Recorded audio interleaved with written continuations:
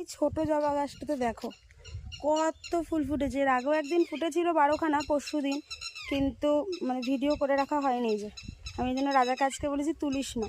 আর এখানেও জবা গাছ আছে, এটা তো পদ্ম গাছ, ওখানে জবা গাছ আছে। এই যে পেঁপে গাছটা অনেক বড় হয়ে গেছে। আর এই যে জ্যাঠা যে ড্রাগন গাছটা দিয়েছিল, এই যে এটাও বড় হচ্ছে। সকালে জল দেওয়া হয়েছে কিন্তু অবস্থা দেখো, মনে হচ্ছে যে জলই পড়েনি 3-4 দিন ধরে। আর এই যে এটা ক্যাপসিকাম গাছ নাকি ঘিয়ে লঙ্কা গাছ বুঝতে পারছি না, আমরা তো ঘিয়ে লঙ্কা বলে এনেছি, কিন্তু জ্যাঠা বলছিল নাকি এটা ক্যাপসিকাম গাছ, হোক তাহলে বোঝা যাবে। আর এই যে এই গাছটাতেও ফুল দিয়েছে, এটাতে এখনও কড়ি আসেনি। আর এই গাছটা যে এনেছিলাম এটাও ভালোই ফুল দেয়, 2-3টে করে ডেইলি ফুল দিচ্ছে। আর এই গাছটার পাতাটা এরকম।